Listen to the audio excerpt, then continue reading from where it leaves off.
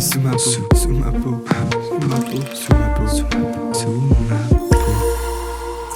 Bonjour et bienvenue dans ce nouvel épisode de Sous ma peau, un podcast qui révèle l'invisible en questionnant notre psyché, nos états d'âme. Aujourd'hui, pour ce nouveau numéro, nous sommes en compagnie non plus de mon conjoint, mais de mon fiancé, James. Est-ce que, avant qu'on commence, t'as envie de vu que c'est la saison 2, de te représenter, de vite fait contextualiser qui tu es dans ma vie? Pourquoi pas. Donc, comme annoncé, je suis le fiancé de Valentin, je m'appelle James, on partage notre vie depuis 2022. 3 ans et demi. 3 ans et demi. Et voilà, c'est tout. Du coup, aujourd'hui, pour ce deuxième épisode, on continue sur la même lancée. Comme dit, je pense que la saison 2, elle sera vraiment dirigée vers la santé mentale, mais aussi vers plein de notions qui peuvent donner de l'espoir, qui voient la vie avec un petit peu plus de positivité, parce qu'on n'est pas dans une conjoncture très élégante. Enfin, il y a pas mal de choses qui font qu'on peut vite s'isoler, se rendre malade. Et du coup, ce deuxième épisode, c'est par rapport à la santé mentale, mais dans le couple. Comme on a un petit peu d'expérience avec la santé mentale et avec le couple, on pensait que c'était un thème assez intéressant. Après, pour être complètement transparent, c'est plus James qui a eu l'idée de ce sujet, qui a un petit peu même complètement écrit l'épisode. On vient d'échanger à ce sujet-là, donc peut-être que je vais le laisser un petit peu expliquer ce qu'il entend par la santé mentale dans le couple, pour vite fait avoir une vue globale de ce qu'on va pouvoir énoncer dans cet épisode. Ouais. En fait, oui, c'est vrai que c'est cette idée d'épisode... Ça faisait longtemps déjà que je voulais retourner en podcast avec toi. Ça fait longtemps qu'on en parle et je me suis dit... Ça me choque. Parce que t'étais vraiment pas le mec à... Enfin, au tout début, c'était pas trop envie. Ouais, c'est génial, mais en vrai, c'est grave cool. Et TikTok aide un peu aussi. Ouais, maintenant, il a TikTok. Mais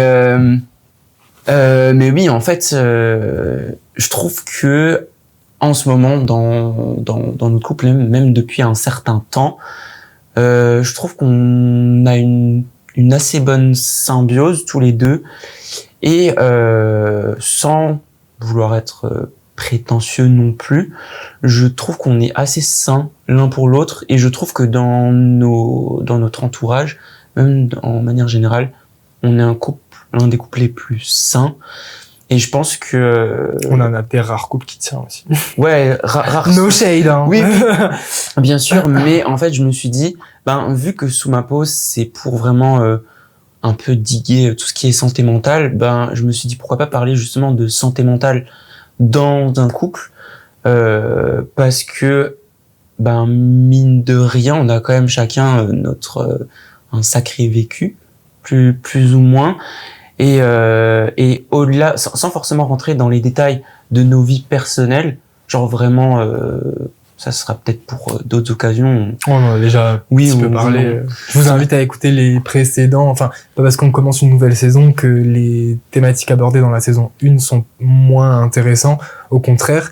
Ça complète, je trouve. Ouais. C'est juste un rééquilibrage là pour cette saison-là, mais les thématiques qu'on a déjà abordées avant, il y a par rapport à l'homosexualité, on avait fait une thématique par rapport à ça.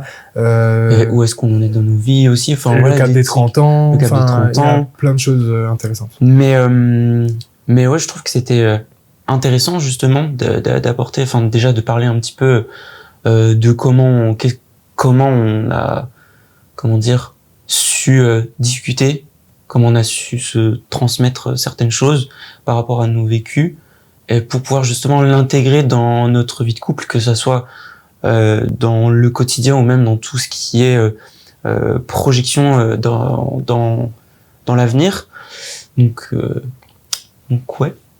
Donc ouais. Je sais pas, moi j'avais trop envie de parler de ça, et même on n'a pas forcément l'habitude. On parle beaucoup de santé mentale en général, parce que pas assez, mais c'est là notre algorithme, je pense, qui travaille pour nous. Mais quand on voit un petit peu, c'est ce que Laura m'a dit dans l'épisode précédent, au final c'est une thématique qui est peut-être, il y a eu un pic où à un moment donné on en a beaucoup parlé et les gens ont fait une overdose de ce sujet-là, alors que il y a tellement de paramètres à prendre en compte dans la santé mentale et elle est tellement personnelle et propre à chacun chacune aussi qu'en fait on n'en parlera jamais trop, je pense. Et là effectivement l'aborder sous l'angle de vue du couple, c'est pas forcément quelque chose. Alors oui, on voit des couples qui parlent de comment ils évoluent au quotidien, c'est quoi vivre ensemble et tout, mais c'est quoi vivre ensemble en prenant en compte la santé mentale non seulement de nous-mêmes, mais aussi de celle de son conjointe, partenaire. Donc ouais, c'était une bonne idée. Oui, et par cet échange, en fait, je me dis, ça peut peut-être soit, sans être prétentieux comme dit, mais genre ça peut peut-être soit aider certaines personnes, certains couples, ou juste même, et ça va peut-être permettre de voir les choses de façon différente, ou ça va peut-être donner des idées à des personnes de tester les choses. De tester les choses d'une autre façon et ouais, voilà. Non, c'est super. Et oui, ce que je voulais dire, c'est que même nous, de façon générale, comme tu disais, on en entend beaucoup parler, on en parle beaucoup, on parle beaucoup de santé mentale dans la société, mais même entre nous, à part quand il y a des moments un petit peu que ce soit bon ou moins bon, sans vouloir dire mauvais, on parle pas non plus beaucoup entre nous de notre propre santé mentale. On sent, je trouve que maintenant les choses sont assez fluides pour pouvoir réagir plus ou moins de façon naturelle l'un envers l'autre. J'allais dire, je trouve que justement tout on en parle parlant de façon naturelle. Voilà, c'est ça. Peut-être qu'on se rend pas compte qu'on aborde ce sujet-là à l'instant T. Mais quand je réfléchis à nos discussions et tout, et même pour le coup aussi avec nos amis, on n'arrive pas à parler de tout avec eux, elles. Mais par contre, de santé mentale, je trouve que c'est assez présent dans notre groupe quand même. Souvent, on fait le tour de, par exemple, voilà, est-ce que tu vas bien? Est-ce que selon aussi les périodes de vie qu'on expérimente chacune, que ce soit une rupture amoureuse pour ne pas citer, que ce soit des examens qui arrivent pour d'autres, on est vachement transparent, je trouve, par rapport à ça. On se ment pas aussi, ça fait encore une fois écho au précédent épisode où on parle de famille choisie. C'est vraiment des personnes avec qui y a aucun jugement, aucun problème au fait de vraiment se mettre à nu et de se montrer vulnérable aussi dans certains moments. Parce que je pense que c'est ça aussi qui fait que la santé mentale n'est pas forcément un sujet facile à évoquer, que ce soit en couple ou en société avec des proches ou quoi que ce soit. C'est qu'en fait, ça nous met directement en lien avec notre propre vulnérabilité. Et dans une société où on attend constamment de la performance, des chiffres, de la quantité, etc., on laisse pas forcément place à... J'ai pas envie de dire fragilité parce que c'est pas au contraire, c'est pas de la fragilité, mais c'est perçu comme tel en tout cas. Oui, c'est perçu comme tel parce que on vit dans une société patriarcale, très, à la limite, si on peut le dire, très masculiniste, et tout ce qui tourne autour justement, donc tout ce qui est lié au masculinisme, donc la force, le fait de pas être faible, tout ce qui s'approche aussi du côté féminin, qui est plus doux, qui est plus émotif, etc. En tout cas pour les hommes, c'est vrai que c'est quelque chose qui est assez mal perçu, et même envers les femmes, c'est quelque chose qui est mal perçu entre guillemets. De toute façon, c'est complètement obsolète comme façon de réfléchir. On attend tout et son contraire de toute façon pour tout le monde. Donc à un moment, en fait, si on décide pas de faire ce qu'on veut, de faire ce qu'on peut aussi parfois, parce que même, peut-être qu'on en parlera plus tard, mais même des fois quand on peut avoir une santé mentale qui va très bien, la vie, la société fait que, en fait, il peut nous arriver des choses, je vais pas forcément dire des choses mauvaises ou horribles, mais juste, parfois c'est dur. Oui, de toute façon, c'est pas constant. Encore une fois, une santé mentale ou physique, mais qui est tout le temps au max, je pense pas que ce soit atteignable, et même c'est contre-productif. Vraiment, le fait de comprendre que la vie est un cycle, que nos émotions le sont aussi, que même en ressentant des émotions dites négatives, c'est négatif parce que ça empêche d'être dans la productivité telle qu'on l'attend, Mais justement, s'il y a ce ressenti-là, cette émotion qui arrive et qui nous pénètre et qui nous prend vraiment enfin, on n'arrive plus à réagir consciemment et avec lucidité, c'est peut-être aussi une alarme ou en tout cas un signal que quelque chose ne va pas. Et dans ce cas, c'est juste un temps à prendre, un repos aussi. Ça, Laura l'avait très bien expliqué. À force d'avoir la tête dans le guidon, il y a des choses qu'on perçoit pas et on a du mal après à savoir ce qu'on ressent exactement, et juste admettre qu'il y a une période qui est plus compliquée qu'une autre et de s'autoriser à la ressentir et à essayer de comprendre pourquoi elle est là, pourquoi on ressent ce qu'on ressent, etc., etc. C'est ça qui va nous pousser à avoir une meilleure santé mentale. Mais encore une fois, ça veut pas dire que c'est pour que ça reste comme ça indéfiniment. Il y aura forcément un moment où la vie, oui, on n'est pas obligé de toujours aller bien. Ne pas aller bien, c'est ok. Ouais. Bon, du coup, moi, avant de commencer tout ça, oui, prends ton petit plan ou ce que tu voulais dire en premier. Non, mais je me suis dit, avant de commencer, juste rappeler ce que c'est la santé mentale, mais en prenant... Moi, je me suis dit qu'on allait prendre la définition qui est sur le site du gouvernement. Et donc, la définition qui est sur le site du gouvernement vient de l'OMS, donc l'Organisation mondiale de la santé. Et je vais te la lire comme elle est écrite, et tu vas me dire s'il y a des choses avec lesquelles tu es d'accord ou pas, parce que moi, je pense déjà là-dessus, il y a des choses à dire. Donc, qu'est-ce que la santé mentale ? La santé mentale est un état de bien-être qui permet à chacun de réaliser son potentiel, de faire face aux difficultés normales de la vie, de travailler avec succès et de manière productive, et d'être en mesure d'apporter une contribution à la communauté. Alors du coup, ça, c'est la définition qui est donnée par l'OMS. Qu'est-ce que t'en penses ? Est-ce que t'es d'accord avec ça ? Est-ce qu'il y a des choses où t'es pas forcément d'accord ? Si tu veux, tiens, je te la mets. Non, ça va, j'ai gâté. Je trouve pas ça faux, mais ce qui me dérange, c'est qu'encore une fois, on met l'accent sur... c'est bien de prendre soin de sa santé mentale pour pouvoir être productif ou pour pouvoir prendre soin des autres. Ouais. Et en fait, ça me dérange parce qu'encore une fois, c'est dans un élan de... Enfin, il faut que tu sois bien pour servir. Voilà. Alors que c'est à la base des bases, faut être bien juste pour être bien. Oui. Ouais. Ben justement, en fait, quand j'ai cherché la définition, que j'ai vu celle-là, ça m'a tiqué exactement sur la même chose. Où au début, ça met vraiment l'accent sur un état de bien-être. Pour moi, c'est effectivement le plus important. Et en fait, le truc, c'est que derrière, ils disent qui permet à chacun de réaliser son potentiel, mais et faire face aux difficultés normales de la vie. Donc ça, moi, je suis totalement d'accord. Mais après, effectivement, il y a tout de suite la notion de travail, de productivité, de mesure de contribution au commun. Et je trouve que la définition, elle n'est pas forcément juste et effectivement sur ce point-là, parce que tu peux très bien être full of bien-être, tu peux avoir une très bonne santé mentale sans forcément te dire que c'est pour la cause commune, etc. Parce qu'avant tout, et ce qui est pas forcément mauvais de le rappeler, c'est que avant d'être bien pour les autres, il faut être bien pour soi-même. Ça, c'est que ça soit en couple, que ça soit dans n'importe quel domaine. C'est peut-être, encore une fois, très bateau et c'est pas forcément universel à toute situation, bien sûr, mais il faut quand même rappeler que sans vouloir que ça soit une injonction réelle, c'est vrai qu'il faut d'abord être bien soi-même avant de pouvoir être bien avec les autres.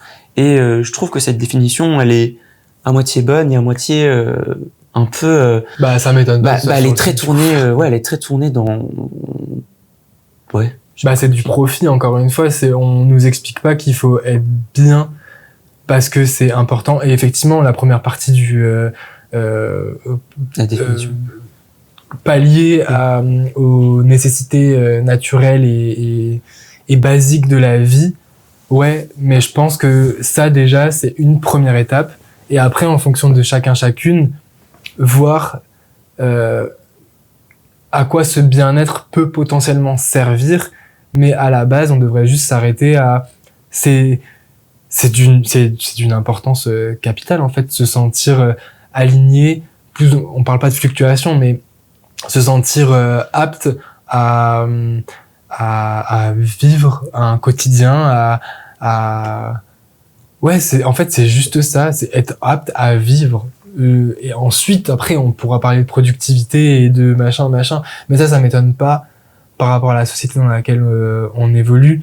Notre bien-être, il est toujours perçu, justement, c'est pour mettre à profit la société, le capitalisme, le machin et tout. C'est sûr, on voit aussi maintenant, après peut-être qu'on divague un peu, on va se recentrer sur le couple, mais de plus en plus d'espaces détente, machin, qui sont dans les lieux de travail. Ça aussi, c'est pas anodin. C'est pour, encore une fois, permettre au profit de l'entreprise, au bénéfice de l'entreprise, d'être en constante évolution, parce que bah oui, c'est sûr qu'un employé, une employée qui va bien sera plus performante. Mais justement, ça me dérange d'à chaque fois associer la performance avec la santé mentale, parce que c'est pas le but initial. Ouais. Oui, clairement. Tu veux peut-être recentrer sur le couple. Non, mais oui, on va recentrer sur le couple. Alors c'est semi-question, semi-situation. Donc moi, la première chose, le premier axe par lequel je voulais aborder ce sujet, c'est parlons de nous. Enfin, en parlant de nous, pour toi, dans un couple en général et dans notre couple, tu peux répondre comme tu veux. Quand est-ce qu'il faut parler de santé mentale, de quelque forme qu'elle soit? Pour moi, vu que c'est une thématique ultra importante et que je me vois pas partager ma vie avec quelqu'un qui comprendrait pas cette importance-là le plus tôt possible.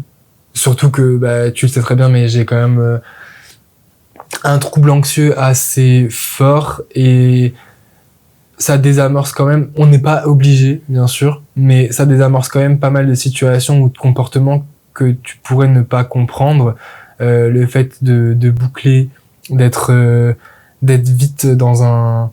Enfin, vite, tout est relatif, mais me stresser énormément pour des situations qui se passent la plupart du temps uniquement dans ma tête.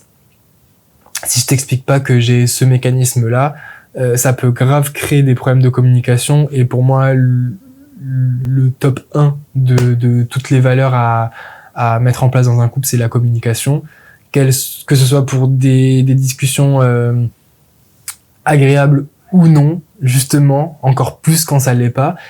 Donc dans mon couple, en tout cas, c'est le plus tôt possible et je pense que c'est ce qu'on a fait. C'est genre la première semaine où on en a discuté. Et après, dans un couple, en règle générale, je pense que c'est... je suis pas psychologue, hein, mais à partir du moment où on y pense et où c'est important pour l'un ou pour l'autre d'en faire part à son partenaire, il faut le faire. Toujours, encore une fois, partir de soi pour aller vers l'autre, sans forcément, et encore plus dans un couple, ne réagissez pas ou ne vous comportez pas d'une certaine manière parce que vous pensez que c'est ce que l'autre attend ou pour convenir à votre partenaire ou machin, parce que ça va tellement biaiser votre relation sur le long terme. On veut évoluer avec quelqu'un qui nous accepte et nous comprend dans notre... Enfin, comprend, c'est des grands mots, mais en tout cas qui essaye de le faire dans notre entièreté. Et si vous commencez une relation en cachant certains aspects de votre personnalité ou certaines choses que vous n'appréciez pas forcément, ça va de toute façon, à un moment donné, vous exploser à la tronche et soit, dans le pire des cas, amener une rupture, soit vraiment ne pas permettre une relation saine. Et enfin, c'est dommage de choisir une personne avec qui on va s'emprisonner encore une fois. Je pense que si on choisit ne pas se permettre d'être soi-même, même si c'est des choses où parfois on a l'impression d'en avoir honte, même si c'est difficile à gérer, mais ça fait partie de soi et enfin oui, c'est ça. L'acceptation, c'est dans sa globalité, c'est pas juste oui, clairement, parce qu'il faut rappeler que dans n'importe quel cas, on ne change pas quelqu'un, personne ne va changer pour nous. Les gens évoluent, mais je trouve que fondamentalement, on a, enfin comment dire, je pense qu'on l'a expérimenté et dans notre entourage, des gens l'expérimentent, mais parfois il y a des relations qui se créent en se disant, j'ai confiance en cette personne a la confiance, mais elle va changer pour moi, ou elle va réussir à me changer par rapport. Je précise bien, on reste toujours sur le thème de la santé mentale, hein, bien sûr, hein, mais où je vais réussir à changer la personne, ou grâce à moi, machin. Non, les gens évoluent par eux-mêmes. Il y a certains aspects qui Plus ou moins. oui, plus ou moins. Il y a certains aspects qui peuvent changer, effectivement. Moi, je parlerais plus de guérison que Mais de tu peux pas changement. guérir l'autre non plus. Non, mais t'es pas guéri, mais c'est plus une espèce de guérison de l'âme que soit qui a été blessé ou justement qui n'a jamais pu être soi-même. Comme ça avec l'autre. L'autre peut te permettre une guérison. Oui, Là, non, tu mais disais, non, l'autre va oui, pas changer pour, oui, voilà, c'est ça. En fait, non, mais imaginons quelqu'un qui a un trouble anxieux comme toi, genre ça, je vais pas le guérir. Je vais peut-être via la personne que je suis, je vais peut-être un peu plus t'aider à vivre avec. Moi, c'est plus dans ce sens-là Je vois ça comme un que juste le accompagnement. changement. Oui, voilà, ok. C'est plus accompagnement alors. Quand vous êtes Le avec bon une terme. personne saine, parce que si vous êtes avec quelqu'un, et ça, on peut prendre n'importe Quand la quel relation trouble. est saine. Oui, mais enfin, au-delà de la relation, le fait qu'on soit constitué de, enfin, un couple. En tout cas, là, on parle dans un couple monogame et homosexuel. On juge pas les autres formats. Oui. Vous faites ce que vous voulez tant que tout le monde est consentant, consentante. Mais être avec quelqu'un aussi qui ne vous juge pas et qui n'attend pas de vous d'être dans le silence par rapport à vos problématiques, à votre santé mentale, en fait, tout simplement. Si vous êtes accompagné d'une personne qui, à chaque fois que vous avez une crise d'angoisse ou quelque chose comme ça, minimise ce que vous ressentez ou vous fait comprendre que ce serait bien de le faire, mais dans un coin pour ne pas que lui ou elle soit témoin de ça, next. C'est clairement pas quelqu'un... Et je dis pas, hein, c'est pas forcément évident de savoir se comporter face à ce genre de situation, mais rien que de poser des questions, de se renseigner aussi. On est en 2025, on a tout et tout Internet.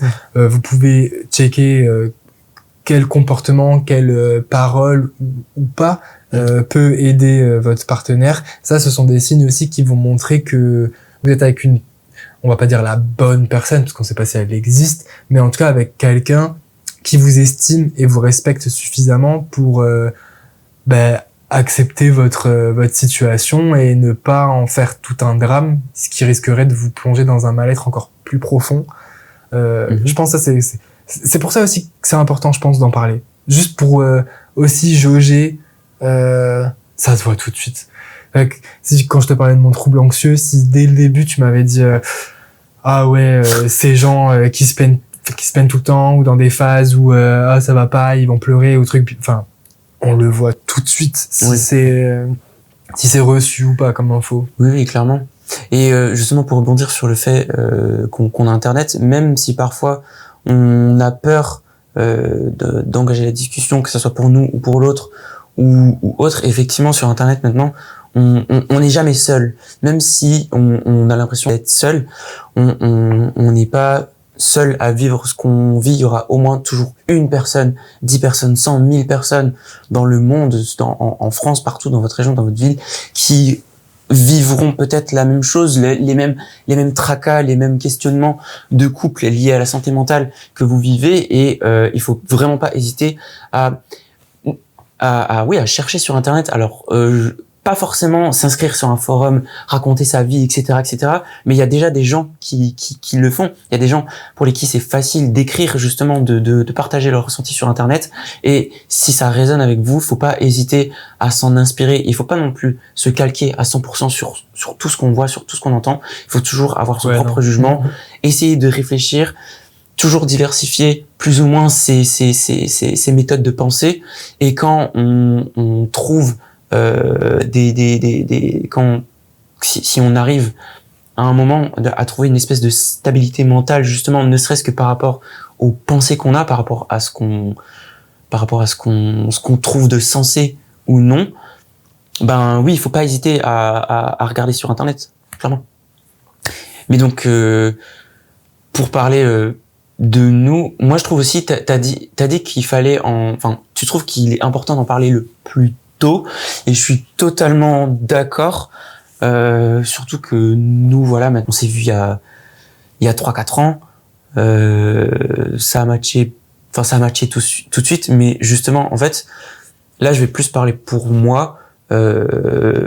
Avant, enfin, je trouve qu'il faut pas aussi oublier la partie où il faut vivre aussi, je trouve, je vais pas dire plein d'expériences, mais il faut vivre un certain nombre d'expériences personnelles, amoureux, relationnelles, que ce soit amoureux, couple ou même amis, justement pour avoir les capacités et la confiance en soi aussi de dire les choses aux personnes qu'on rencontre et avec qui on espère ou qu'on imagine peut-être passer un bout ou peut-être le reste de notre vie, parce que ce qu'on a souvent dit et qu'on répète aussi, et ce qui est vrai, arrête-moi si je me trompe, mais si on s'était vu ne serait-ce que quelques mois ou 1 an avant de se rencontrer, au moment où on s'est vu, ça n'aurait jamais matché. Parce que moi, j'avais pas fini de vivre les choses que j'avais besoin de vivre avec mes autres relations, à dealer aussi avec ma propre santé mentale. Parce que pour moi pour le coup, quand on a commencé à se fréquenter, j'étais dans une phase où vraiment c'était moi qui me passais avant tout, et c'était moi qui dirigeais ma vie à 100%. Je sais pas comment. Ouais, mais c'était un peu paradoxal parce que je trouve maintenant avec le recul, t'agissais comme ça, comme une espèce de rébellion. Non, et de contrôle, parce que t'as quand même eu toujours ces deux facettes, où soit très assuré, ou soit on va dire les termes, mais dans un trouble qui peut être dépressif. Mmh.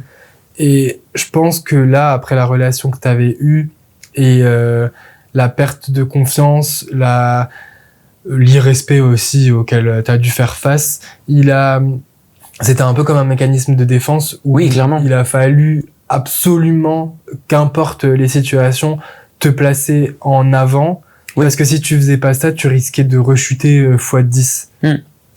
Et du coup, là où je voulais en venir, c'est que je pense que pendant cette période où j'avais peut-être j'étais surconfiant en moi, la première soirée où on s'est vu, j'ai osé pleurer devant toi, alors que vas-y, quand il y a quelqu'un qui te plaît et tout, à la première rencontre, genre tu vas pas passer ton temps à pleurer sur tes histoires passées ou autres.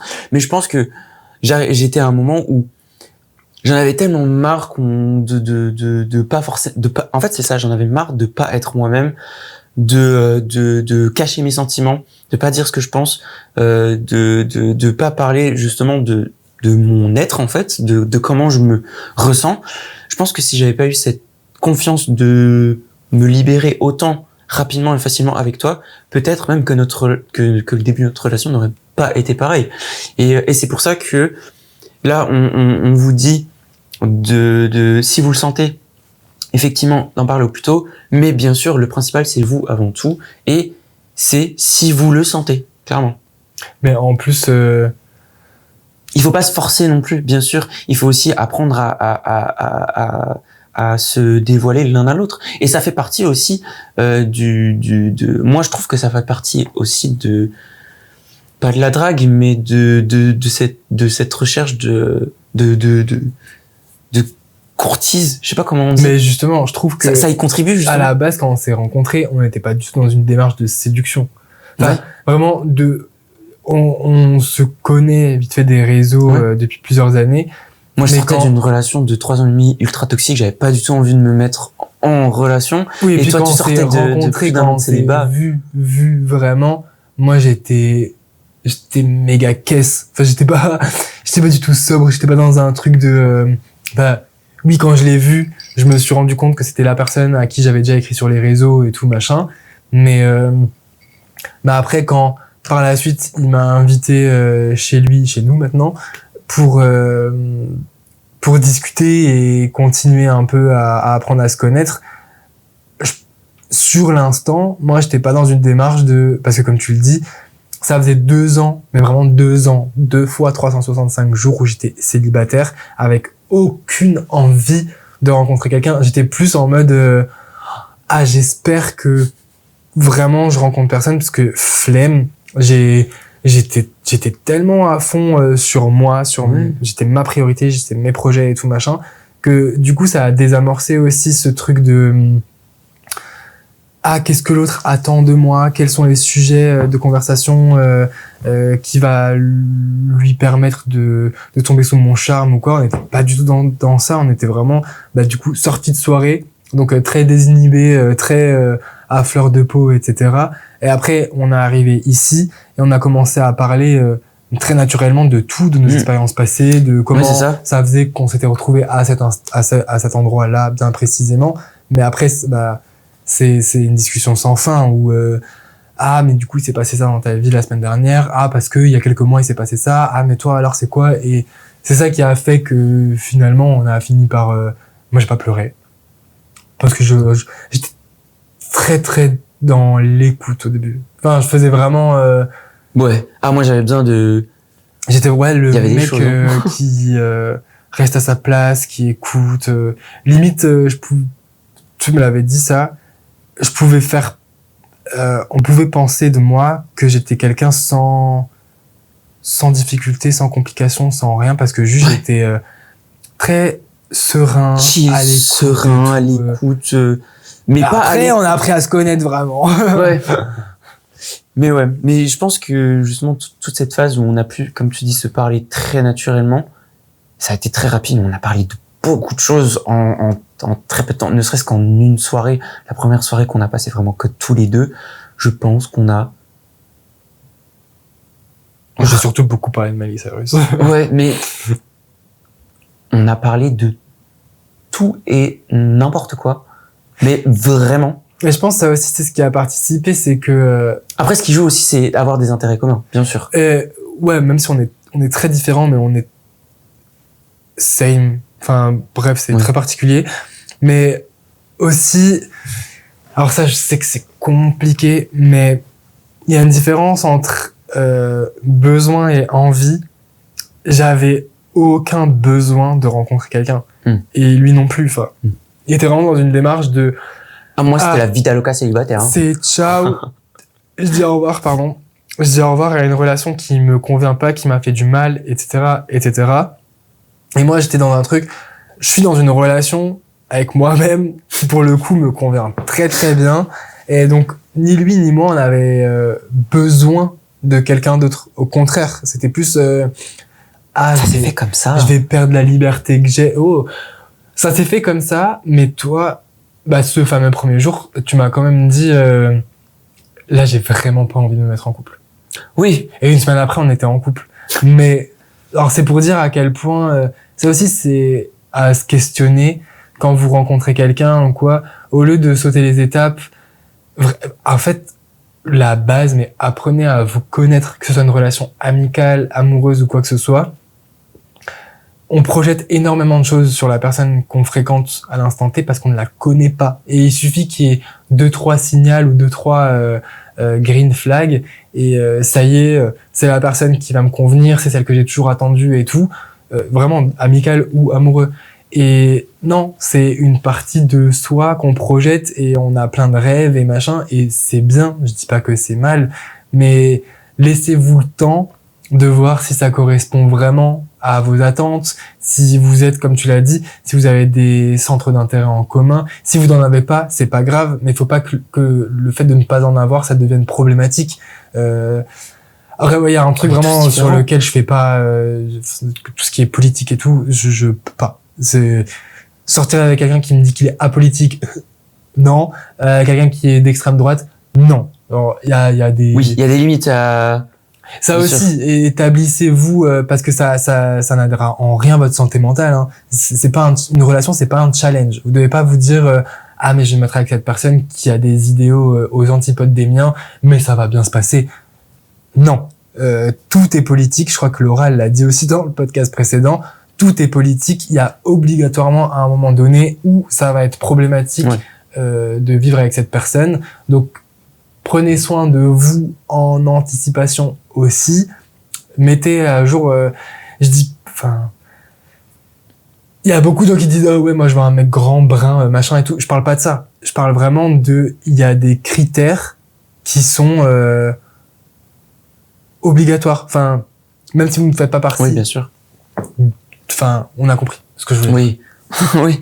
Sinon, je vais m'égarer, je vais partir dans tous les sens. Ouais.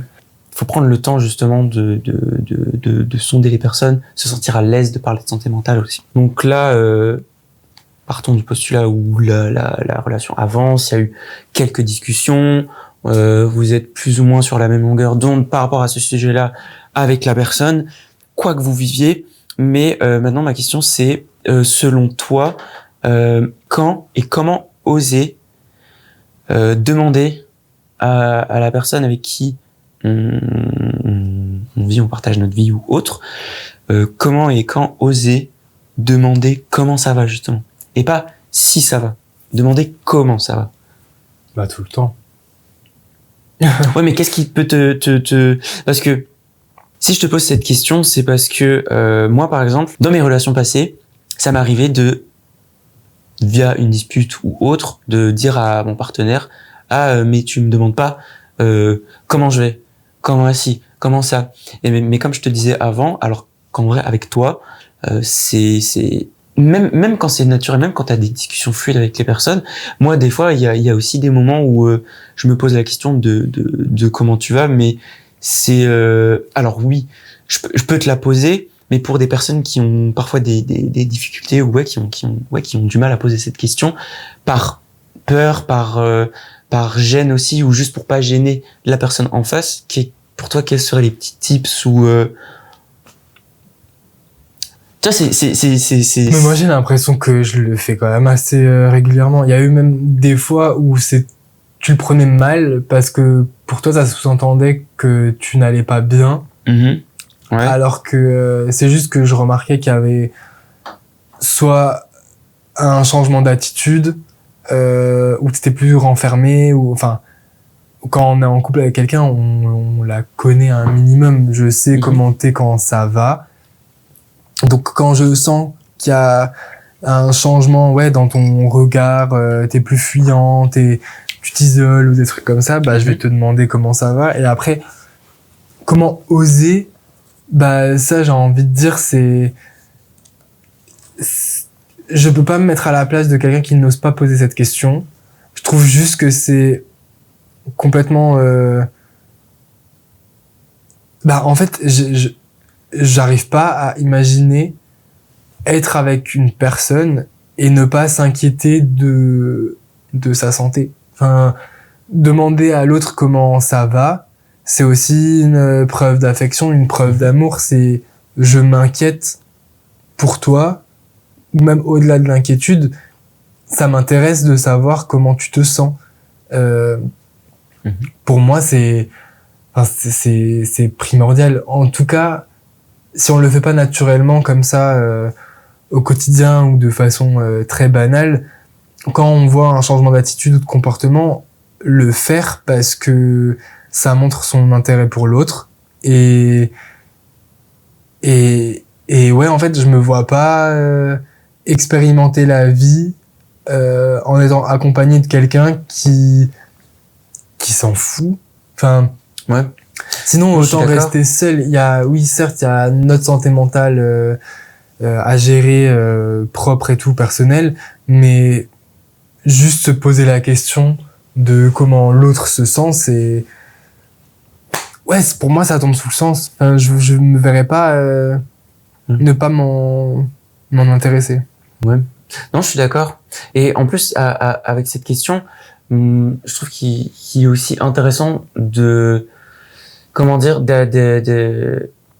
d'accepter la réponse, quelle qu'elle soit aussi en face, parce que je sais plus de qui j'ai entendu cette phrase, je crois que c'était de ma belle-mère. Elle me disait, si tu poses une question à quelqu'un, il faut que tu sois prêt à entendre la réponse. Et donc, quelle que soit la réponse, effectivement, il faut aussi accepter, parfois demander. Alors, si on comprend pas, il faut pas hésiter à dire, alors que si on comprend pas des mots, si on comprend pas l'intention, si on a besoin de plus, soit d'arguments. Quand je dis argument, c'est pas dans l'optique de pouvoir contre-argumenter. Non, c'est plus dans une dynamique de compréhension et d'écoute justement de la personne qui est en face, que ce soit en couple, en amitié, familial, le taf, bon non pas le taf, mais voilà, ça c'est important. Et aussi je trouve qu'il est, alors là c'est plus par rapport à nous, je trouve aussi ce qui est important, c'est que sans forcément être dans comment dire, dans la confrontation ou dans le négatif, vous allez voir où je vais en venir. Quand vous posez la question à quelqu'un, à votre copain, à votre copine, que sais-je, à votre chat, si elle va bien, comment elle se sent, si vous, au fond de vous avez l'impression qu'il y a quelque chose et que la personne vous dit non, t'inquiète pas, ça va, ou non, il y a rien, machin, faire comprendre que tu restes quand même, enfin, que ça soit dans ton comportement ou dans ce que tu vas répondre, mais faire comprendre à la personne qui te répond que ça va, lui faire comprendre que ok, tu me dis que tu vas bien, je t'ai posé la question, mais par contre, me dis pas ça va, pour ensuite toi te monter le bourrichon dans ton coin en te disant j'ai dit ah ça va, mais pourtant ça se voit que ça va pas, il devrait deviner, machin et tout. Non, on n'est pas des surhommes, on n'est pas des devins. Ça, je trouve, c'est aussi très important, et je trouve qu'on fait. Et s'il y a vraiment aussi un conseil qu'il faut que je donne, c'est même s'il y a des choses qui sont pas faciles à dire et même pas faciles à entendre, parfois il faut se faire un peu de souffrance à dire les choses, même si par exemple si vous allez pas bien, et dire ah bah j'ai un petit mood mais j'ai pas trop les mots, écoute j'ai besoin d'être seul ou pas, ou juste un truc comme ça. Parfois, ça suffit. La personne qui va répondre, ça va déjà la rassurer, parce que elle va se sentir écoutée, elle va se sentir regardée par la personne avec qui elle partage son quotidien. La personne qui pose la question, elle va être rassurée parce qu'elle s'est dit, ok, dans mon couple, dans la relation que j'ai avec cette personne, j'arrive à être alerte à tel ou tel comportement, comme tu disais avant, que ça soit un moment où tu fuis le regard, où tu te renfermes, machin et tout, ça permet d'être rassurant.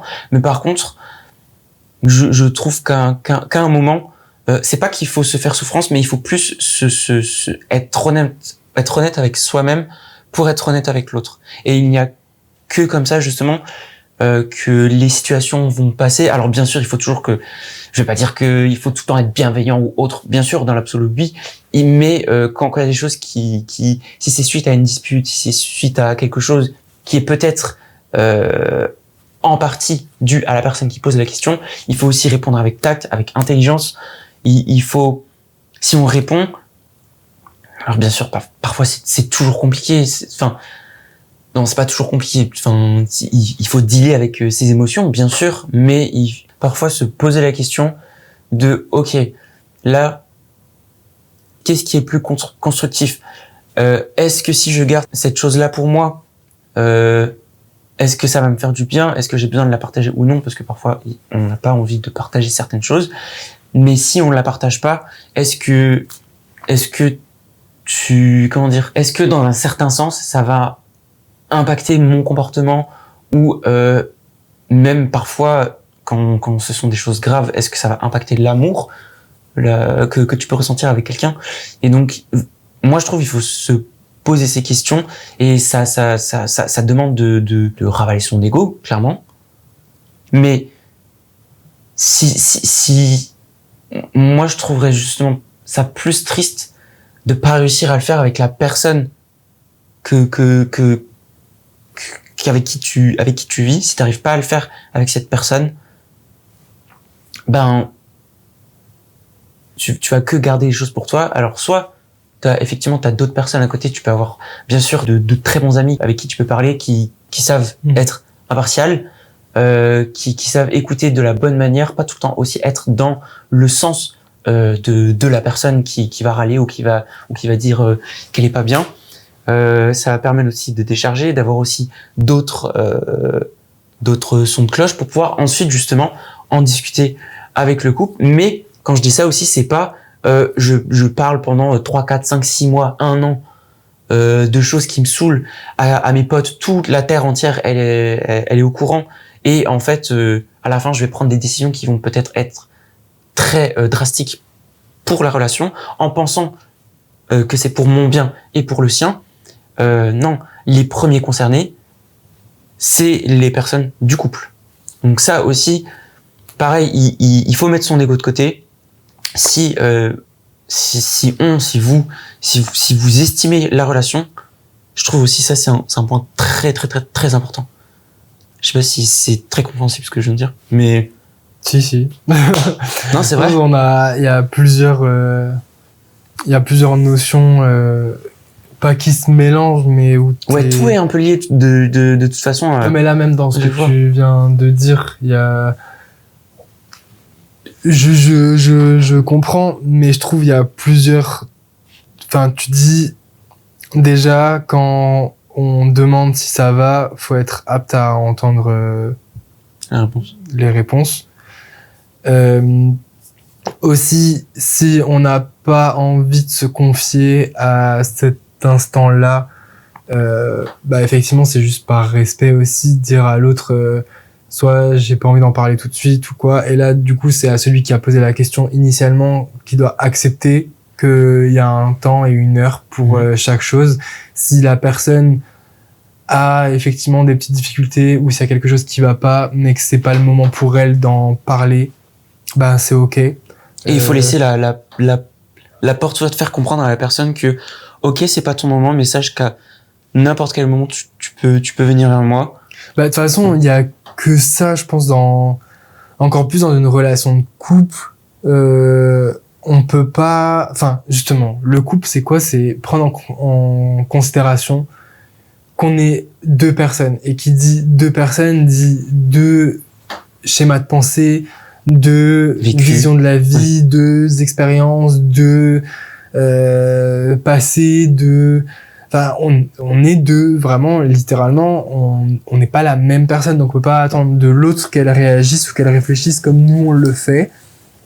Et ça aussi, c'est l'amour, c'est accepter que l'autre soit différent. C'est pas une tare, c'est pas un problème. De toute façon, si vous attendez de rencontrer vraiment votre copie conforme, je pense pas que ça durera vraiment très longtemps. Ouais. Je pourrais pas me supporter au quotidien, mais ouais, justement, il y a la communication, encore une fois, c'est super important. Et aussi, après, tu mélangeais un peu, en parlant avec les amis et tout, ouais, je suis d'accord. Après, je pense aussi qu'il y a peut-être des sujets qui sont plus faciles à aborder avec l'un ou l'autre, mais faut pas que ce soit dans l'objectif de le cacher à son partenaire. On a toutes et tous droit à un jardin secret. Ça, vraiment, il n'y a pas de souci. Je sais beaucoup de choses de toi, mais je sais pas tout non plus. Moi, pareil, il y a des trucs que je garde pour moi parce que c'est important. Faut garder aussi son individualité. Mais avoir un intérêt commun pour la santé de l'autre, se renseigner, comme dit, poser la question, comment tu vas, quand on sent qu'il y a un problème ou pas, juste pour porter de l'intérêt à sa partenaire. Accepter que ce soit pas le moment pour l'autre forcément d'en discuter, mais laisser la porte ouverte. Et ça, je pense, au-delà aussi du moment vraiment précis où on va poser la question ou quoi, avoir toujours cette attitude ou ce discours, mais vraiment naturel et constant, bienveillant, de montrer que c'est pas parce que je te pose pas la question que quand tu ressens le besoin de venir me parler, c'est pas ok. Bien sûr, si, il y a quelque chose d'important que tu as dit aussi à la base, au début de ton discours, t'as dit ne pas forcément, quand on vient se confier sur comment ça va ou quoi que ce soit, ne pas être dans l'attente d'un quelconque comportement après ça. Ouais, c'est Des ce que fois, j'allais te on a demander besoin de se justement, ouais. confier, parce que l'acte de parler en lui-même est guérisseur. On n'attend pas de l'autre, de son partenaire ou quoi que ce soit, qui trouve les solutions à notre place, qui fasse les démarches à notre place, qui forcément reprennent le discours et se disent ah ben tu vois moi je ferais ça, ou là tu pourrais faire ça, ou non, des fois juste dire ok je t'écoute, it's enough, mais vraiment, parce qu'on n'a pas besoin, encore une fois, pas toujours besoin d'action. Par moment, se soulager. Laura, elle parlait d'écrire. Moi, je sais qu'il y a l'expression plastique qui m'a beaucoup aidé. Il peut y avoir plein de façons de se soulager qui font du bien. Et là, c'est en couple, mais la thérapie. Enfin, moi, ça va faire 2 ans que je vois quelqu'un. Et franchement, ça me fait aussi du bien de me dire, j'ai un espace dédié à ma santé mentale, 1 heure par mois ou 2 heures par mois, où vraiment je vais pouvoir déverser tout sans forcément que mes idées soient organisées ou quoi que ce soit, mais parce que je vais être en face d'un professionnel qui est vraiment, pour le coup, dit C'est son grossièrement, métier. payé pour ça. Ça aide aussi à ne pas forcément encombrer toutes vos relations, parce que je sais pas à quel stade de votre santé mentale vous êtes, ou dans quelle période vous êtes, ou dans quelle phase, ou que sais-je, mais c'est bien de se confier à son entourage. Il est pas forcément là pour ça non plus. Et il y a des choses qui peuvent être traitées par des professionnels qui ne peuvent pas l'être par vos amis, votre partenaire. Pourquoi ? Parce que ils sont pas formés pour ça. Et ce sera toujours teinté de subjectivité. Ils peuvent pas être à 100% objectifs avec vous parce qu'il y a de l'affect, parce que ils vous connaissent, parce qu'ils connaissent votre vécu, parce que eux-mêmes ont un vécu. Donc ouais, juste rebondir sur ça. Vous confier dans la mesure du possible et aussi toujours poser la question. Je trouve que ça va dans les 2 sens. Autant demander comment va l'autre et lui dire que là vous êtes dans un moment d'écoute possible, c'est bien. Lui dire aussi que n'est pas obligé de se confier à ce moment-là, mais que la porte reste ouverte. Autant que quand vous avez un gros besoin de vous confier ou de décharger certaines choses, demandez si pour l'autre c'est ok. Parce que il peut aussi être dans un moment d'indisponibilité, parce qu'il a ses propres traumas à gérer, parce qu'il est en crise, parce que sa propre santé mentale l'accapare déjà énormément. Ou juste il est pas assez focus. Une preuve d'amour aussi, c'est de demander si l'autre est apte à vous entendre à ce moment-là. Et effet boule de neige, mais si l'autre vous dit non là tout de suite, c'est pas ok parce que je suis dans mes propres problématiques, ne pas le prendre mal. C'est justement, je trouve que c'est encore une fois une preuve d'amour que de faire preuve d'authenticité et de vérité à ce moment-là, en disant vraiment pour toi là, j'ai envie d'être présent, mais peut-être que c'est pas le moment. Je vais pas être le plus présent possible parce que j'ai ça et ça qui me trotte dans la tête et du coup, je suis pas à 100% disponible. Donc ouais, c'était un peu, je suis d'accord avec tout ce que tu as dit, mais je voulais débunker certaines notions aussi en disant que, toujours rappeler qu'il y a comme dans toute relation, il y a un consentement en fait à avoir, que ce soit pour celui qui veut décharger comme pour celui qui est prêt à écouter. S'assurer que vous êtes dans le moment opportun pour le faire pour les 2 personnes et ne pas le faire pour faire plaisir, ça va forcément mal se faire. C'est Ouais, c'est ça. Ouais, ça je pense, mais ça fait vraiment partie de la communication. Santé mentale ou pas santé mentale dans le couple, plus important c'est la communication. Tout ce qu'on dit c'est peut-être bateau, hein. Peut-être que vous vous dites oui mais ça je sais, ça me paraît logique, mais est-ce que vous le faites? Est-ce que vous le faites et est-ce que ça fait pas du bien aussi une fois de temps en temps d'entendre des gens juste en reparler naturellement? Mais oui, là où je suis d'accord avec toi, j'ai pas trop approfondi cet aspect, c'est sur le fait justement de parfois juste être une écoute peut suffire, parce que par exemple dans notre couple, moi mon problème qui revient assez souvent quand t'es pas bien, souvent en fait j'ai un peu ce truc de syndrome du sauveur, dans le sens où je vais là par exemple avant t'as tourné un podcast, t'étais stressé, je ressentais que t'étais plus ou moins dans ton truc, tu bougeais par-ci par-là, tu préparais des choses et tout. Et en fait, j'ai cherché à savoir, je te disais, mais t'es stressé pourquoi? T'es stressé pour la caméra, t'es stressé parce que machin, t'es stressé parce que si, et tu me répondais pas, et moi ça me frustrait. Et à un moment, tu m'as juste dit, là en fait, James, genre, juste, je suis stressé, y a pas à me demander machin, et voilà, parfois c'est dur, mais il faut aussi capter ce genre de truc. Alors que moi, par exemple, moi, je vais beaucoup plus facilement, par exemple, quand je suis stressé ou que je suis pas bien mentalement ou autre, je vais râler. Je sais pas si t'es d'accord avec moi. T'as pas forcément alors, si, il y a forcément des moments où tu me demandes il y a quelque chose qui va pas, parce que vraiment ça se voit, j'ai un petit mood, ou vas-y, c'est passé un truc dans la journée, et je dis, vas-y, ma journée est niquée. Mais, ouais, c'est pas mais je vais râler. Voilà, ça c'est mon truc, je vais râler, moi ça va m'aider à extérioriser, c'est un peu mon truc. Parfois c'est chiant pour toi, je suis d'accord. Non, mais ça va. Mais du coup, c'est pas comme si par la suite, après, j'attendais, par exemple, un effort quelconque de comportement ou non, moi je te laisse. de trucs envers toi. Voilà, souvent, moi, je déverse. Ça nous amène à des discussions. Ça me fait du bien. Je te remercie de m'écouter. Parfois, j'ai besoin aussi de pas parler. De pas parler, ou même, je reviens sur des trucs où je réfléchis plus tard, à comment je me suis aussi comporté envers toi.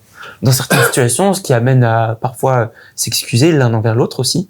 Ça, c'est normal. Mais en plus, il y a vraiment une différence. Enfin, je trouve, toi encore, ça peut être de la frustration ou de la colère, où il y a des choses qui ressortent comme ça parce que il y a aussi ton TDAH qui fait que quand tu mais quand tu anticipes une journée d'une certaine manière et qu'elle se passe pas comme elle devait se passer à la base, oui. ça te du coup, ça me nique ma journée. C'est ça qui est handicapant et tout. Et effectivement, je trouve que revenir à des choses factuelles dans ta situation, c'est ce qui peut t'aider.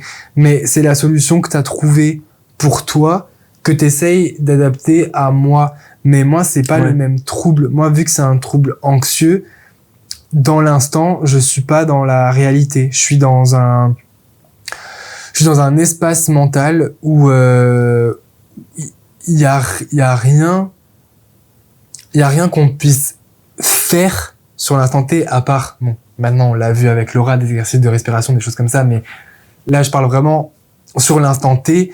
Il y a aucune action à faire dans le sens de ce qui va me créer de l'anxiété, qui va m'apaiser, parce que c'est vraiment c'est de moi à moi, c'est moi et le scénario que je viens de me faire dans la tête, ou aussi me mettre des bâtons dans les roues, imaginer le pire, ou imaginer que je vais mal faire certaines choses.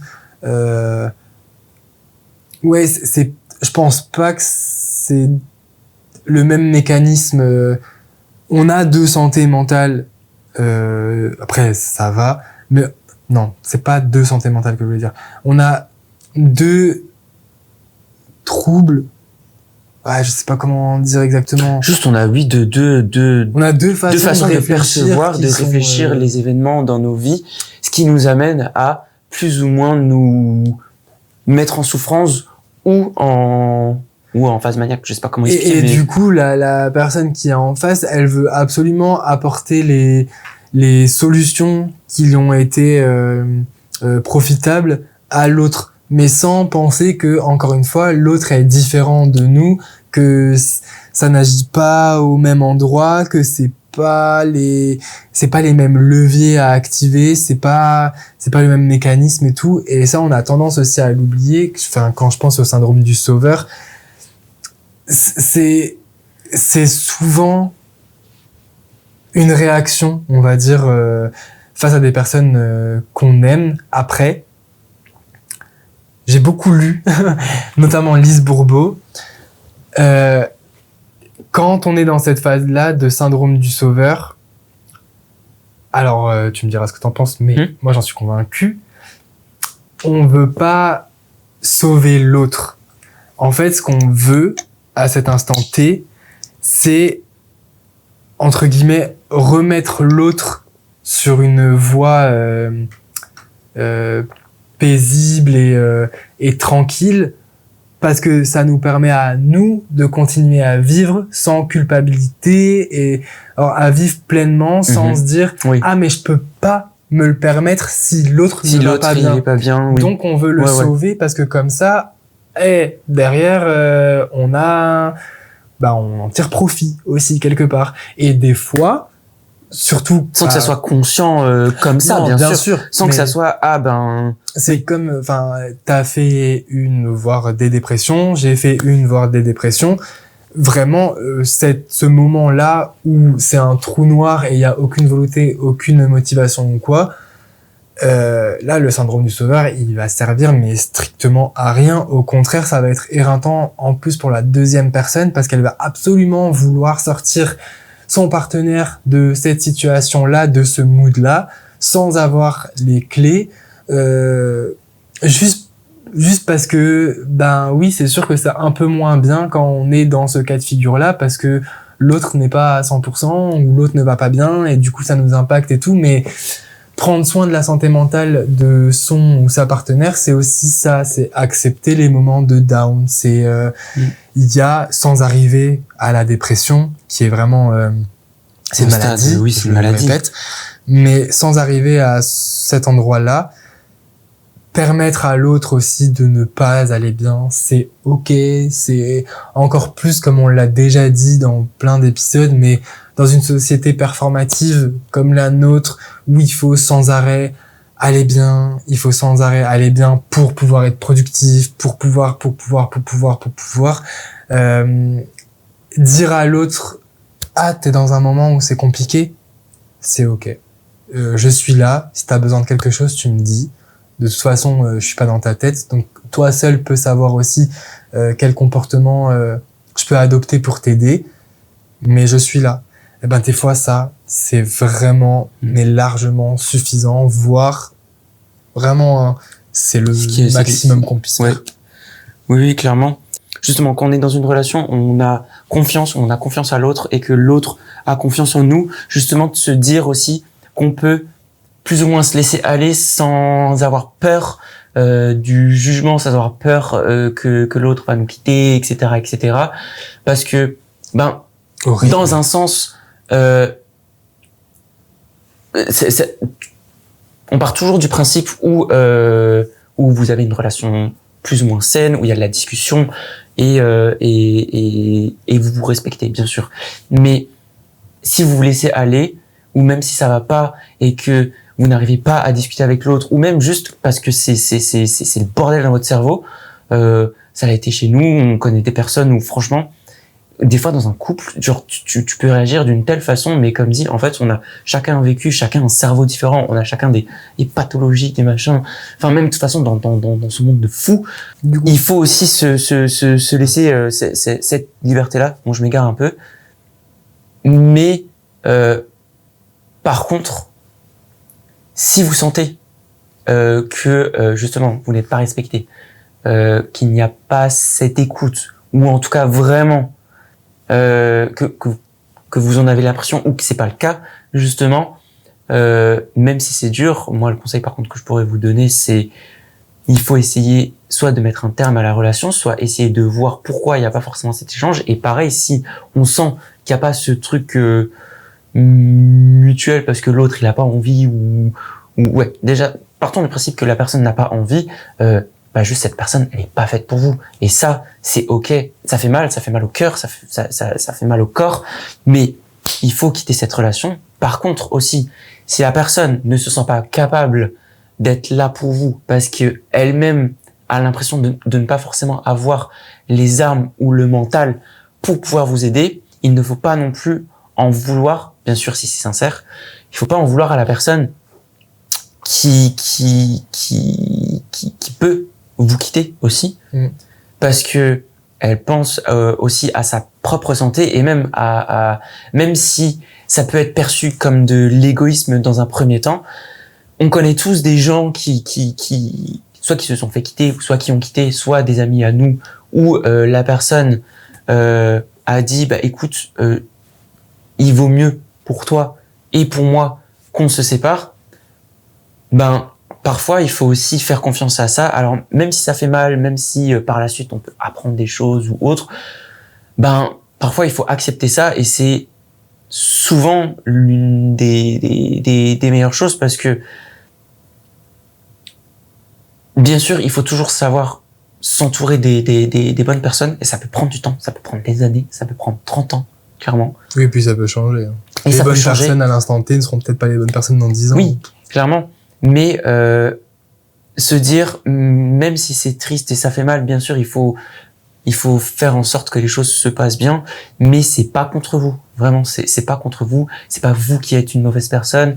C'est pas vous qui avez un problème. C'est juste la relation de couple telle qu'elle est, ou même juste les personnes ne peuvent pas correspondre, et c'est pas et là pour le coup justement tout peut bien aller, les intérêts peuvent bien aller, les groupes d'amis, la vie au quotidien peut bien aller, mais si le mental derrière ne peut pas s'auto-compenser, ou en tout cas se comprendre dans le meilleur des aspects, il faut aussi savoir lâcher le truc.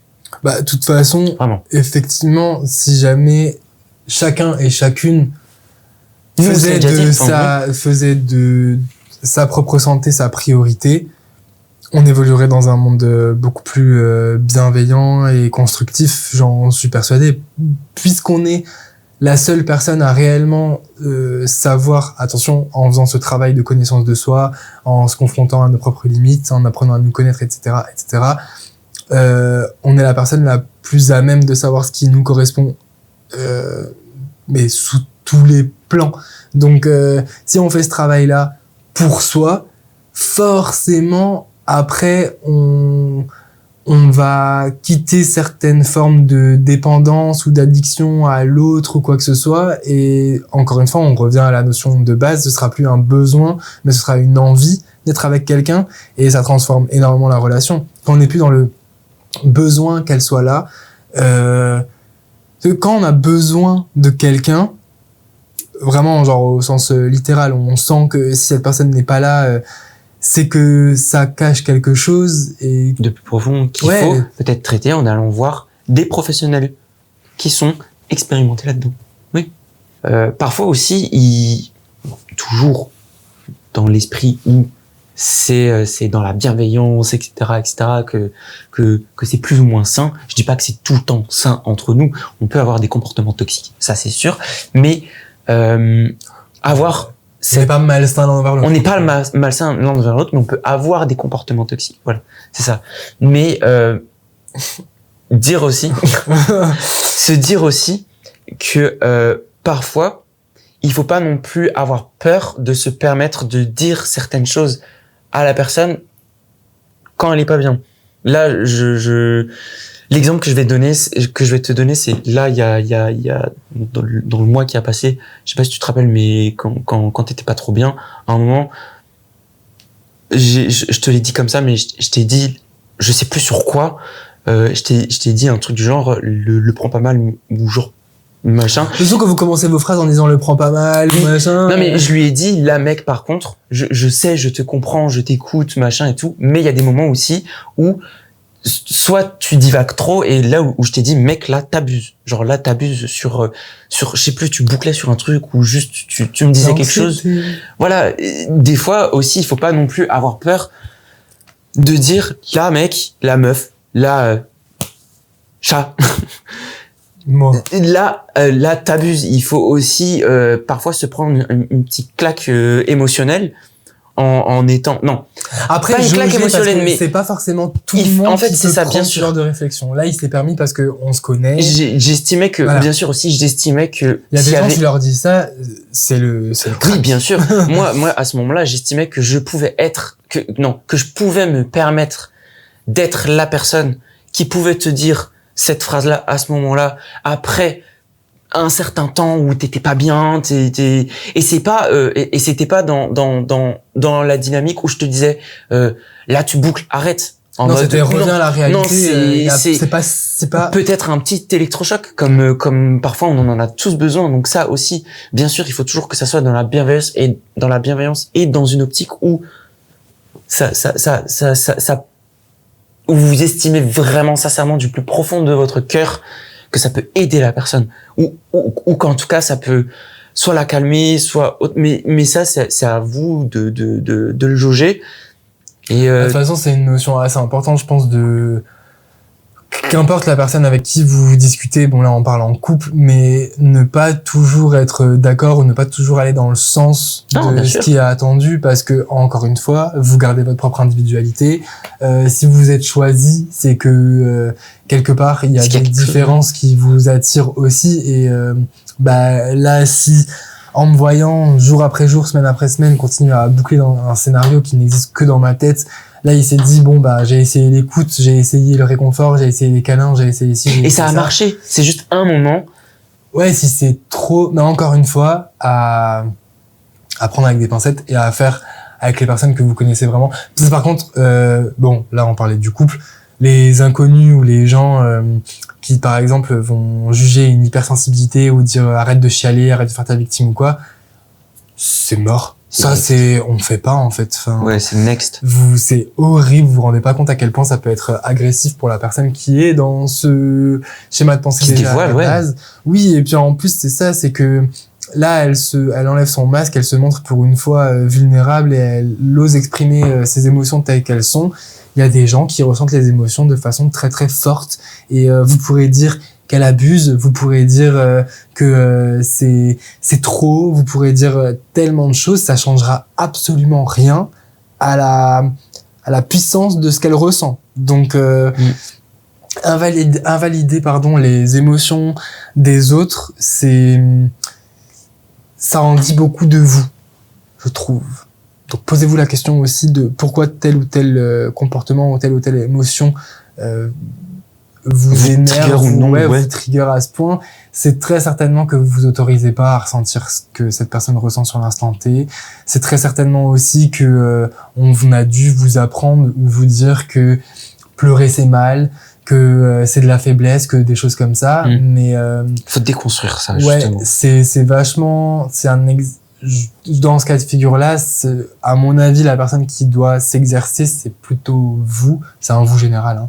Plutôt que la personne qui elle exprime malheureusement comme elle réussit à exprimer ce qu'elle ressent. Oui, parce que ça aussi, là, juste pour terminer, parfois la personne, c'est aussi, comme dit, compliqué de transmettre ses émotions, de transmettre ses pensées. Ça peut être très cafouillis, que ça soit dans la colère, dans la tristesse, dans la joie. Des fois, on peut être pas forcément bien mentalement, mais être dans une phase maniaque où on a l'impression que tout est ok, machin et tout. Ça aussi, c'est des trucs où parfois, tout le temps être dans le top, machin, ça peut aussi refléter. C'est pas possible. C'est pas tout le temps possible. Ça peut refléter un état d'esprit qui peut ne pas être bien. Donc ça aussi, il faut y faire attention et ne pas en vouloir de comment ça sort dans la personne qui se dévoile. Et même parfois, ça peut être pendant une dispute. Je sais plus qu'est-ce qui s'était passé, mais oui, une fois, là l'exemple par exemple que je peux donner, c'est on a réservé un saut en parachute qu'on va faire en octobre et moi dans ma tête, donc Valentin début d'année, il me dit oui machin, saut en parachute à Strasbourg. Donc moi j'enregistre Strasbourg. Ouais, on va faire ça cet été pour nos 30 ans. Non. Ok, pas de souci. On arrive à la période de nos 30 ans, on essaye de prendre rendez-vous pour ce fameux saut en parachute. On a pris du temps. En fait, on pensait qu'il fallait appeler. On a pris du temps à appeler, etc., etc. Bref, on pouvait faire ça. Parce que est-ce que je sache, c'est lui qui a réservé. Voilà. Donc après, il fallait attendre le temps qu'on paye, etc. Mais donc arrive le moment où on veut réserver. Déjà, il m'apprend que on pourra pas sauter cet été, mais on va sauter début octobre, fin septembre, début octobre. Ouais, c'est ça. On saute le 5. Ouais, le 5 octobre. Donc là, je me dis putain, c'est déjà pas là. Donc là, ça me fout un petit coup parce que j'attendais tellement de ce moment. c'était très, enfin, C'est ce que je disais, très TDAH, symbolique. il avait préparé son Non, scénario. mais même dans sa- au-delà du TDAH, genre, c'est très symbolique, on en parle depuis longtemps, enfin, ça va être très cathartique, j'ai l'impression. Et, dans la suite des messages, il me dit, oui, il faut qu'on aille à Saint-Dié, donc à 1 heure et demie, je sais pas, de Strasbourg. Et là, en fait, ça m'a foutu un coup parce que, comme tu dis, en fait, j'ai construit cet événement d'une certaine façon. Déjà, c'est pas l'été. Bon, ok, ben, peut-être qu'il fera moche, peut-être que machin. Donc, déjà, je préchote, enfin, un aspect négatif, alors que, en vrai, on s'en fout. On va quand même le faire. C'est pas grave. Voilà, juste l'adaptation. Mais donc, ça.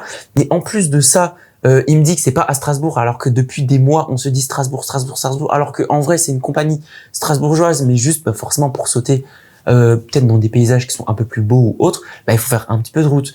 Et du coup, en fait, lui, il était encore à son ancien taf quand il m'avait annoncé ça. Et en fait, j'ai fait la gueule. J'ai pas parlé. J'étais froid par message, machin et tout et tout.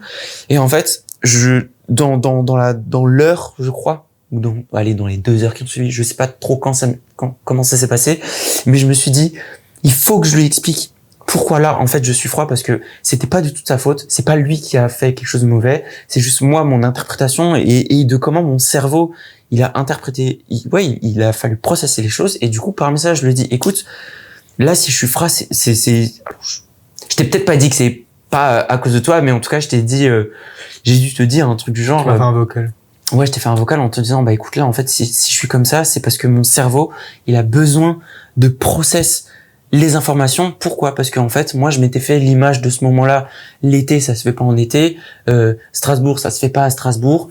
Et juste ça, en fait, de comment mon cerveau fonctionne, il a eu besoin d'un certain temps. Et je lui ai dit, ben voilà, là, juste le temps que mon cerveau il processe, ça va prendre 1 heure, 2 heures, 3 heures, 4 heures.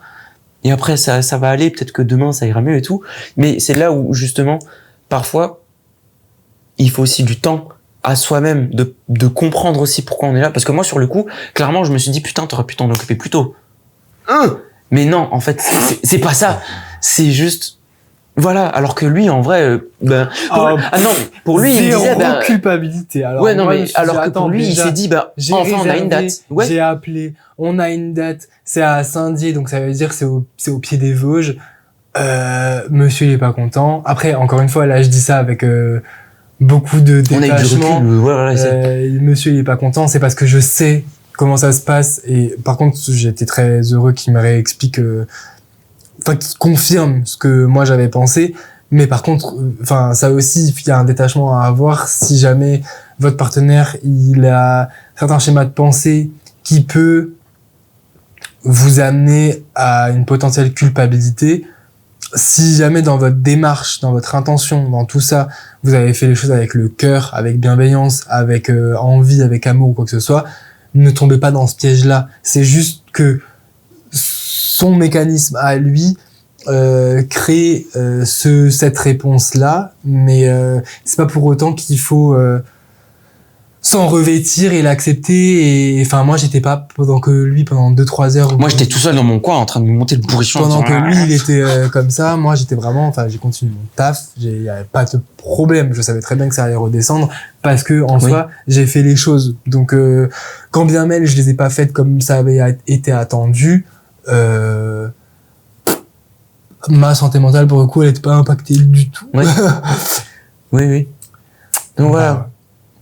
Est-ce que t'as d'autres choses à... Non, pour moi, on a fait un peu le tour. On n'a pas forcément donné trop de conseils, mais... Et c'était pas le plus écrit des épisodes aussi, donc peut-être que...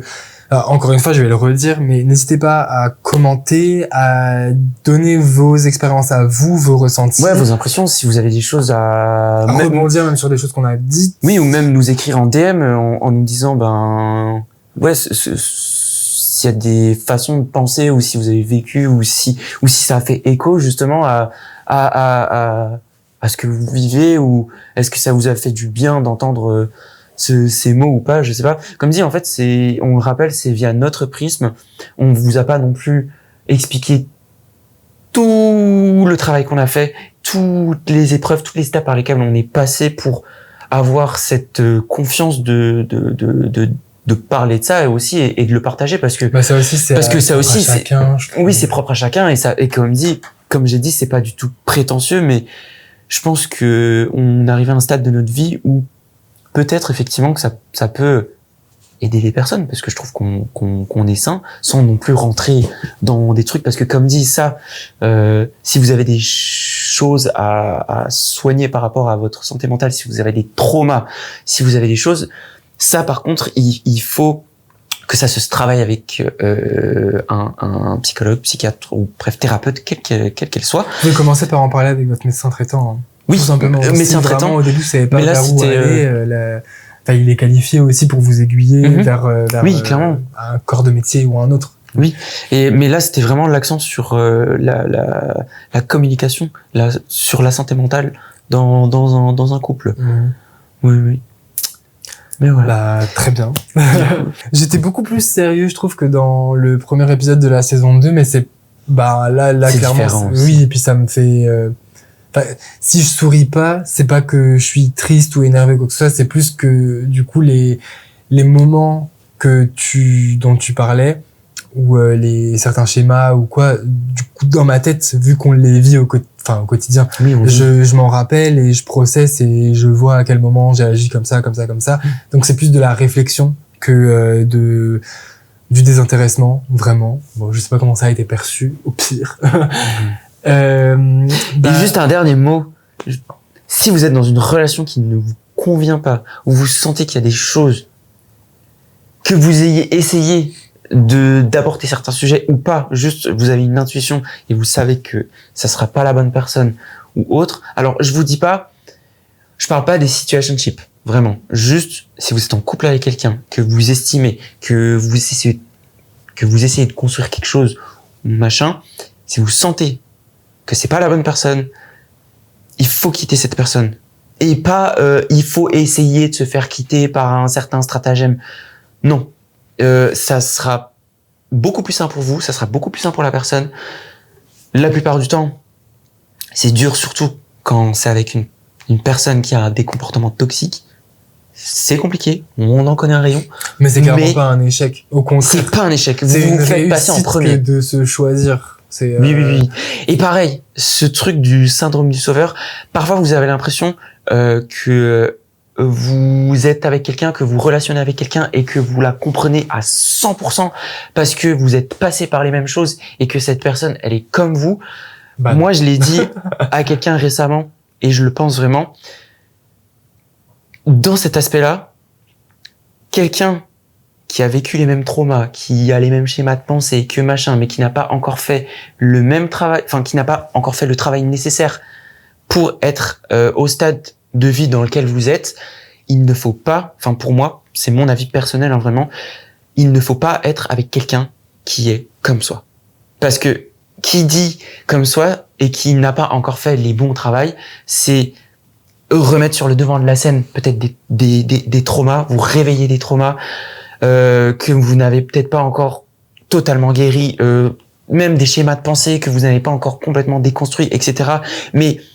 Mais que l'affect est là, ça peut être dur, mais parfois les sentiments, ça fait pas tout. L'expérience, ça se partage pas. L'expérience, ça se partage pas au sens propre.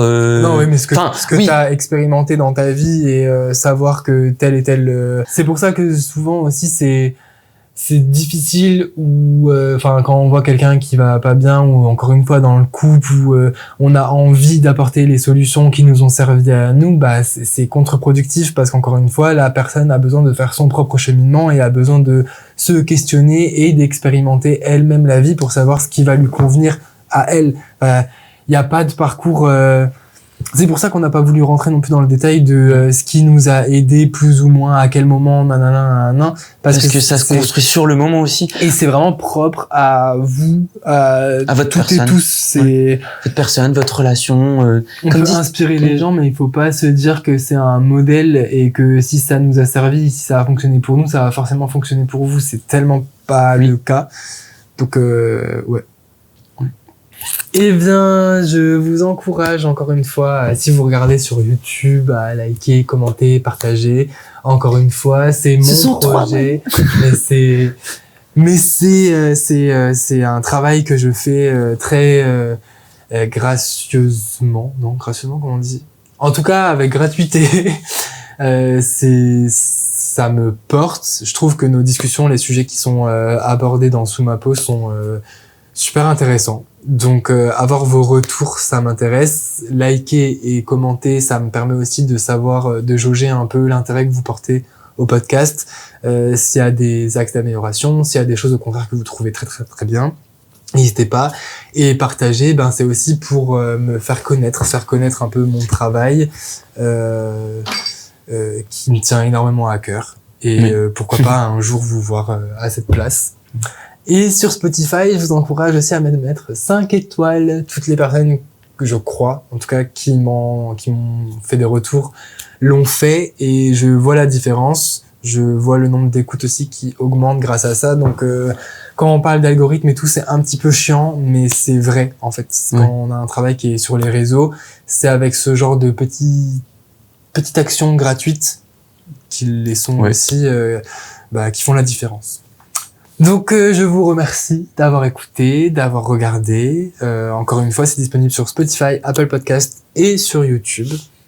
Je reviens très vite avec d'autres invités, avec d'autres thématiques. Et en attendant, bien entendu, prenez soin de votre monde intérieur. Sous ma peau. Bye bye. Bye. Sous ma peau.